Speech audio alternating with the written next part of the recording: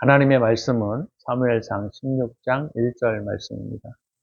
여호와께서 사무엘에게 이르시되 내가 이미 사울을 버려 이스라엘 왕이 되지 못하게 하였거늘 네가 그를 위하여 언제까지 슬퍼하겠느냐. 너는 뿔에 기름을 채워 가지고 가라. 내가 너를 베들레헴 사람 이새에게로 보내리니 이는 내가 그의 아들 중에서 한 왕을 보았느니라 하시는지라. 아멘. 오늘 본문을 통하여 다윗의 기름 부음에 대해서 함께 살펴보고자 합니다. 오늘 본문의 내용은 여러분들이 읽어보시면 사울이 아말렉을 다 죽이지 않고 양과 소와 염소를 다 죽이지 못했을 때 사무엘이 사울을 찾았습니다. 아니 하나님께서 명하신 것들을 왜 다 온전하게 순종하지 못했습니까? 그랬더니 사울이 좋은 것들은 하나님을 예배하기 위해서 남겨두었습니다. 그랬을 때 사무엘이 다윗에게 그런 말을 했어요. 당신의 왕위가 이제 끝났습니다. 사무엘은 아마 이것 때문에 굉장히 많이 슬퍼했던 것 같아요. 그래서 오늘 본문의 내용에 보면 1절에 네가 그를 위하여 언제까지 슬퍼하겠느냐 이렇게 말하고 있는 것을 보면 사울의 마음이 굉장히 아팠던 것을 볼 수가 있습니다.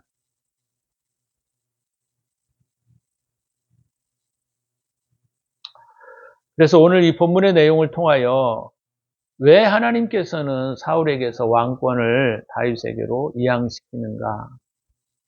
이 문제는 굉장히 중요한 문제입니다. 성경은 저와 여러분들의 신앙의 여정에 중요한 교훈을 주시기 위하여 기록되었습니다. 물론 구원을 위하여 기록되었지만 또 우리의 신앙의 여정에 있어서 우리가 어떤 과정들을 신앙에서 밟아가야 하는가에 대한 부분들도 가르치시기 위하여 다윗의 삶을 우리에게 가르치고 있는 거예요. 그랬을 때 우리가 오늘 이 본문을 통하여 깊게 고민해 가야 할 문제가 바로 뭐냐면 하나님은 요나단도 굉장히 믿음이 좋았거든요. 근데 요나단은 그를 왕위로 세우지 않습니다. 하나님은 사울의 왕위 계승, 그의 족속에게 왕위 계승을 하는 것이 아니라 다른 왕조를 세우시는 겁니다. 그것이 다윗의 왕조였어요. 오늘 하나님께서는 그래서 다윗에게 기름 부음을 하시기 위하여 사무엘을 보내는 것을 본문을 통해서 우리가 볼 수가 있는 것입니다. 우리가 오늘 이 본문을 통해서 깊게 생각해야 할 것은 뭐냐면 많은 기독교인들이 어떤 생각들을 가지고 있냐면 다윗과 같은 신앙이 되었으면 좋겠다라는 생각들을 가질 때가 많아요.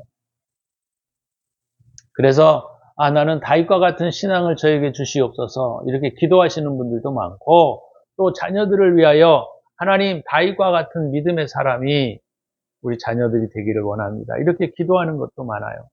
물론 나쁜 건 아니겠죠. 그렇지만 다윗이 어떤 신앙의 여정에서 어떤 것을 의미하고 사울이 신앙의 여정에서 어떠한 것을 의미하는지를 우리가 이해하지 않으면 우리는 기도를 해도 그 내용이 무엇인지를 모르고 기도하는 경우들도 많이 나타날 수 있다라고 하는 것이죠. 지난주에 저희가 함께 살펴보았던 것이 바로 뭐냐면 사울의 삶은 우리의 신앙의 여정 가운데 반드시 필요한 것이고 있어지는 것들입니다. 그래서 사울의 실패는 곧 우리의 실패라고 제가 말씀을 함께 나눴던 것 같아요. 근데 오늘 이 본문에는 이제 사울의 시대, 사울의 왕정에서 끝나는 것이 아니라 이제는 다윗의 왕정의 시대로 넘어가야 할 필요성이 우리에게 있다는 겁니다. 그럼 사울이 가지고 있는 신앙의 내용이 바로 무엇이냐? 사울은 어떤 신앙이었죠? 율법적이고 규범적이었고 의식적인 신앙의 삶을 살았습니다. 사울도 하나님을 사랑했고 그도 열심히 하나님 앞에 믿음을 따라 살려고 애를 썼던 인물 중에 한 사람이었고 또 그는 전쟁을 하기 전에 늘 주님의 뜻을 물었던 사람입니다. 그래서 우리가 이런 면에서 볼 때 사울을 평가절하해서는 안 되는 거예요. 그렇지만 사울에게 또 뭔 문제가 있죠? 그는 신앙의 어떤 위험과 어떤 문제 앞에 놓여졌을 때 그는 늘 중심이 흔들렸습니다. 그죠? 중심이 흔들렸어요. 그래서 어떤 율법적인 신앙들은 명확하게 있었지만 그러나 그의 내면이 탄탄하지 못하여 늘 어려움을 겪고 결국 그의 왕위가 폐위되는 그런 시점에까지 가게 되는 것을 우리는 성경을 통해서 볼 수가 있는 것이죠. 그래서 사울의 왕권은 끝나야 하고 다윗의 왕권은 반드시 우리의 신앙의 삶의 내용 안에 들어와야 합니다. 그래서 하나님 내게 다윗과 같은 믿음을 주시옵소서라고 기도하는 것도 우리가 그 내용들을 명확하게 이해하셔야만 우리가 다윗을 하나님이 기름 부으시는 의미들을 우리가 잘 이해할 수가 있게 된다라고 하는 것이죠.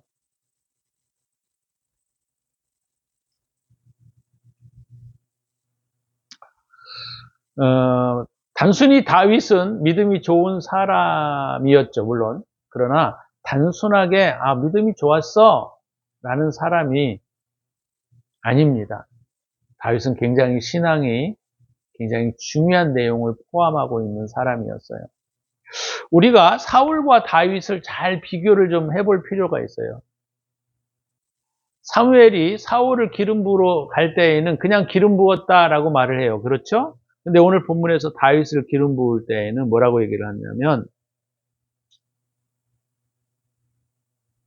뿔에 기름을 채워가지고 가라 그렇게 말씀하셨어요. 뿔에 기름을 채워가지고 가라. 이것도 깊은 의미가 있기 때문에 그냥 쓴 것이지 그냥 아무렇게나 기름 부음을 받으라 이렇게 말하고 있지 않아요. 또 사울과 다윗을 여러분들이 가만히 보시면 사울은 언제 사무엘을 만나게 되죠? 나귀 새끼를 찾으려 갔다가 사무엘을 만납니다. 다윗은 언제 사무엘을 만나게 되죠? 양들을 칠 때에 만나게 돼요. 그러니까 이런 차위들이 굉장히 중요한 의미들을 가지고 있습니다. 그래서 성경은 그런 부분들을 놓치지 않고 기록하고 있는 거예요.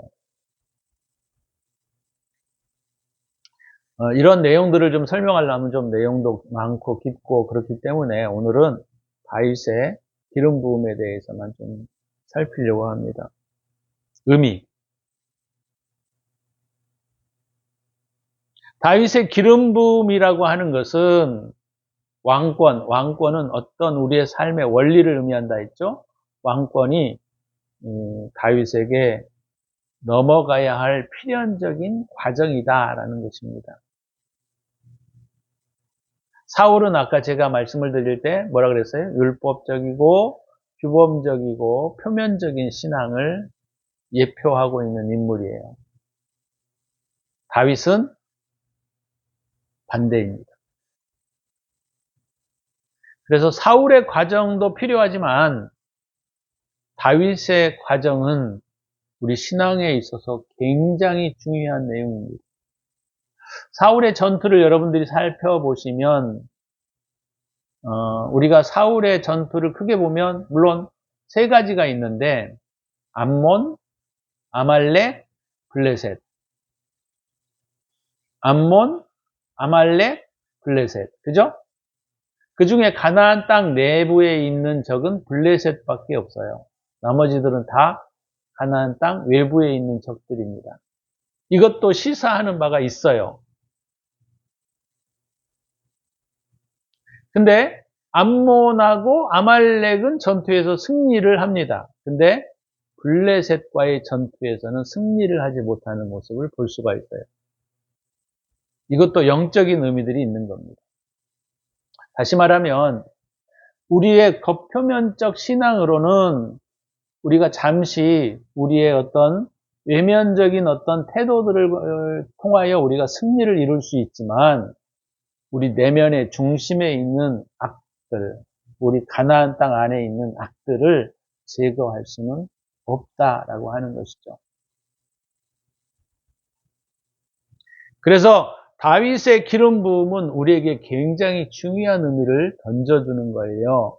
다윗의 기름 부음은 바로 뭐냐면 외면에서의 내면으로의 전환의 시기를 우리에게 가르쳐주고 있는 겁니다.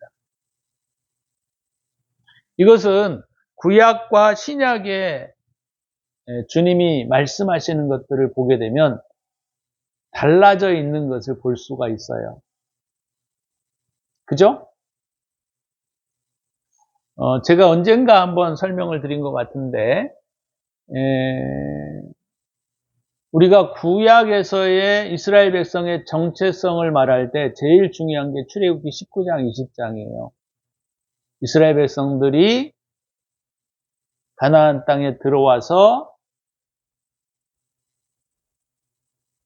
가나안 땅에 들어오기 전에 그 시내산에 도열하는 장면, 하나님의 법궤를 받는, 하나님의 율법을 받는 장면들이 출애굽기 19장에 기록이 되어 있습니다.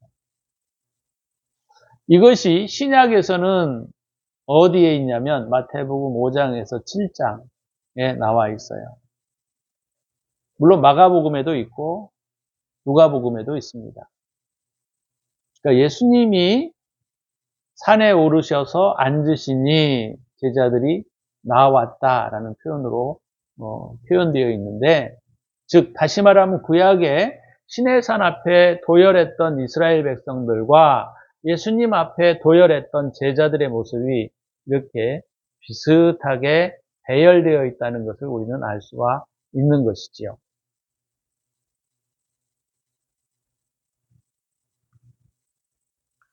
그래서 구약에서 하나님의 율법을 받을 때에 그들은 도덕법, 의식법, 시민법 여러 가지 내용들을 주님에게서 받았습니다. 모세를 통하여. 근데 예수님께서는 그 율법들을, 의식법들을, 도덕법들을 다시 재해석해 주시는 장면들이 마태복음 5장에서 7장에 나와 있어요. 다시 말하면 구약의 그 시대는 사울의 모습을 우리에게 가르쳐주고 있고, 신약에 예수님이 오셔서 그 의미들을 다시 해석해 주실 때에는 바로 다윗 시대를 우리에게 가르쳐주고 있는 것이다, 이렇게 볼 수 있는 거예요. 그래서 주님이 뭐라고 했습니까? 예를 들자면 구약에서의 살인은 사람을 죽이는 것을 말하죠. 그래서 살인하지 말라 이렇게 말하고 있습니다. 근데 신약에 와서 이것을 주님이 어떻게 더 확대시키죠? 우리의 표면적인 어떤 활동들을 제한시키는 것도 있지만 그것들을 훨씬 더 내면적인 것으로 끌어들이는 것을 우리가 볼 수가 있어요. 내면적인 것으로. 그래서 주님은 뭐라고 했습니까? 너희들이 사람을 칼로, 외면적인 어떤 행동으로 칼로 사람을 죽이는 것이 살인하는 것도 맞지만 그것보다 그들의 의미는 사람을 마음속으로 미워하는 것이 살인하는 것과 같다, 이렇게 표현했습니다. 남의 것을 탐내는 것이 곧 도적질이다, 이렇게 말했어요. 남의 물건들을 가져오는 것을 구약에서는 그걸 죄라고 받고 그렇게 하지 말라 했는데, 신약에서는 주님이 남의 것을 탐내는 것이 도덕질이다, 이렇게 말했어요. 간음도 마찬가지. 그러니까 주님께서 말씀하시고 싶으신 내용들은 훨씬 더 깊은 내면적 의미가 있다라는 것을 우리에게 가르쳐주고 있다라고 하는 거예요. 그래서 이 다윗 시대로의 기름 부으심은 우리의 신앙에 있어서도 반드시 있어야 할 과정인 겁니다. 왜요? 사울의 신앙으로는 우리의 겉모습을 우리가 통제할 수 있고 제어할 수 있지만 우리 내면을 제어할 수 없기 때문입니다. 그래서 우리 신앙인들은 다윗의 시대 안으로 들어가야 할 필요성이 있는 거예요.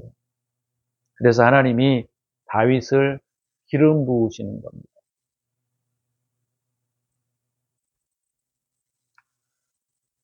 그래서 이 내용들은 너무나 깊은 내용들을 포함하고 있는 거예요.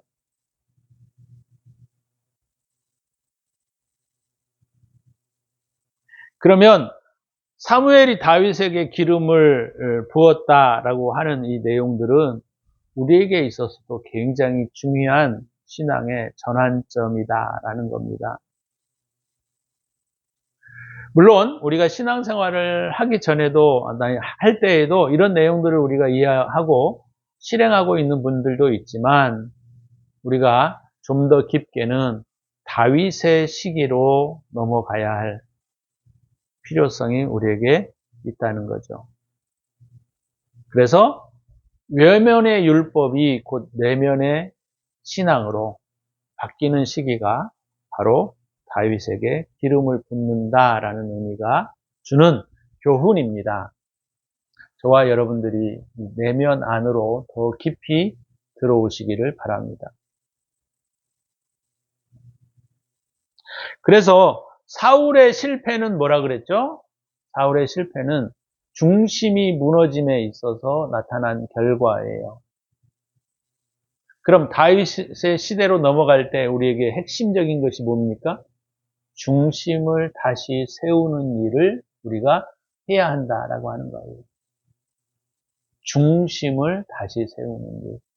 다시 말하면 내면의 신앙을 다시 회복하는 일. 이것이 다윗에게 기름 부는다라는 의미가 가져다주는 교훈인 겁니다. 그럼 우리가 어떻게 다윗의 시대로 넘어가야 하느냐?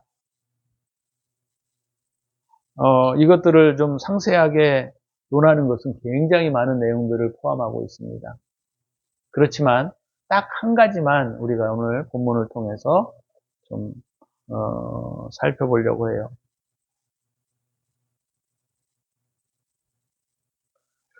그것이 바로 뭐냐면 기름을 채워가지고 기름 부음을 받으셔야 한다라는 겁니다. 기름을 채워서 기름 부음을 받는다라는 거예요.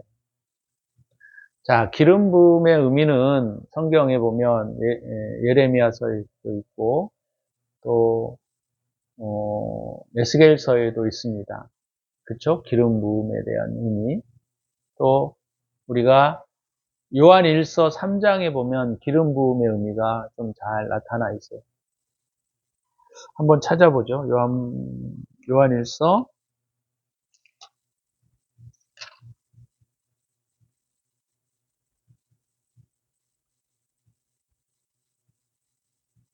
2장입니다. 2장 27절.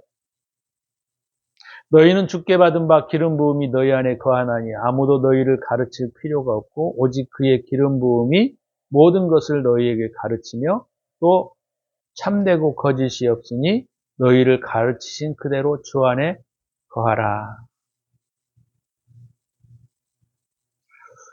요한 사도는 우리에게 기름 부음이 우리 안에 있다 이렇게 말하고 있습니다.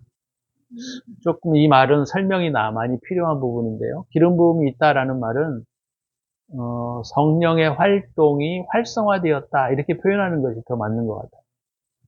성령의 활동이 활성화되었다. 성령의 활동이 활성화되기 위해서 우리가 해야 할 일이 뭘까요?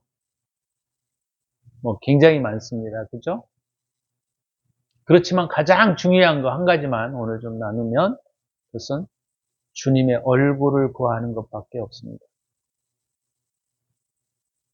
주님의 얼굴을 구하는 거예요. 고린도전서에 보면 후서인가요? 고린도후서에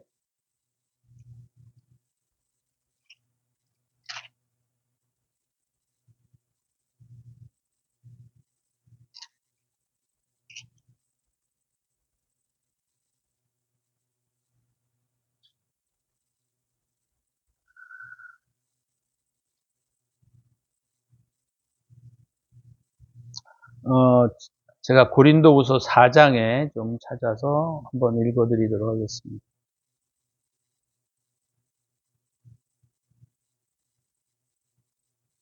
4장 4절부터 6절까지 제가 좀 읽어드릴게요.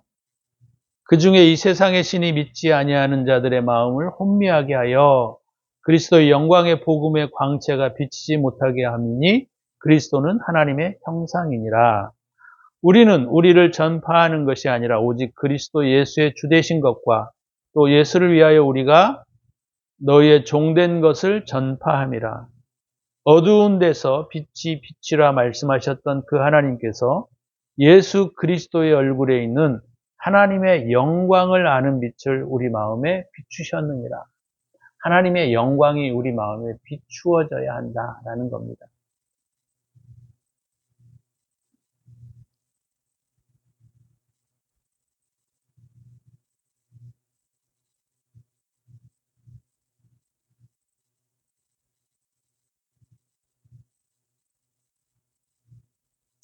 하나님의 영광이 우리 마음에 비추어지기 위하여 우리가 기도하셔야 돼요. 기도는 우리가 하나님께 무엇을 구하는 기도가 아니라 하나님의 영광을 구하는 기도여야 합니다. 그래서 말을 많이 하는 게 기도가 아니고요. 전심으로 여호와의 영광을 구하셔야 합니다. 간절히 여호와의 영광을 구하셔야 합니다.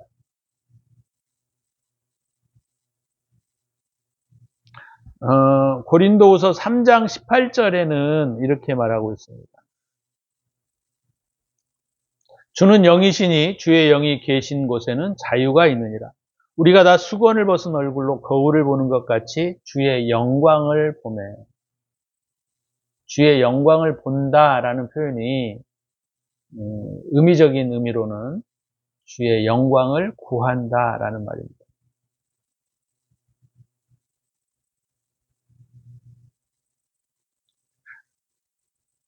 주의 영광을 보매 그와 같은 형상으로 변화하여 영광에서 영광에 이르니 곧 주의 영으로 말미암음이니라.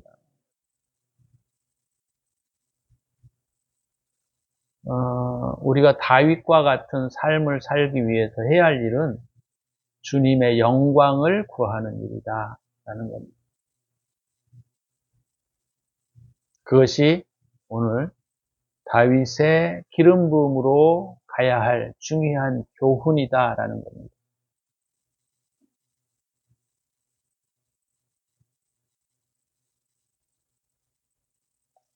사무엘에게도 주님이 그렇게 말씀을 하셨잖아요. 다윗에게 기름 부으러 갔더니 엘리압은 외면의 환경을 보았지만 주님은 그 사람의 중심을 보신다라는 표현이 바로 그런 말입니다. 중심이 바뀌지 않으면 말이죠. 신앙은 껍데기에 불과합니다. 그 껍데기는 사울처럼 곧 쓰러져 버려요. 문제가 일어나고 내면에 어떤 갈등이 일어나게 되면 그 신앙은 금방 무너져 버립니다. 그러나 다윗과 같은 신앙들은 외면의 신앙에 의해서 흔들리지 않아요. 그것이 다윗에게 하나님이 기름을 부으시는 가장 중요한 원리입니다. 저와 여러분들이 다윗의 기름 부음으로 오늘 들어가시기를 바랍니다. 저희들이 이 말씀을 받았으니 우리가 주님께 간절히 주님의 영광을 구하고 주의 은혜를 구하게 될 때 우리가 그분의 영광에서 영광에 이르게 되는 놀라운 축복을 우리가 누릴 수 있게 됩니다. 하나님의 말씀은 세상을 창조하는 힘이 있다고 말씀을 하셨어요. 마찬가지로 오늘 말씀도 똑같습니다. 우리가 이 시간에 마음을 열고 이 말씀들을 깊이 받아들이게 되면 주님께서 오늘 이 말씀을 받는 자들에게 기름 부으심을 허락하셔서 영광에서 영광에 이르게 되는 놀라운 은혜를 베풀어 주실 것을 믿습니다. 또한 믿으셔야 합니다. 그래서 우리의 내면의 적들을 다 제거하고 우리가 주님의 나라를 이루어드리는 그러한 놀라운 은혜의 시간들이 되기를 예수의 이름으로 축복합니다. 우리 시간에 기도할 때 주님 내게 다윗의 기름 부음을 허락하여 주옵소서. 주님, 내게 다윗의 기름 부음을 허락하여 주옵소서. 이렇게 간절하게 구하시기를 바랍니다. 기도합니다.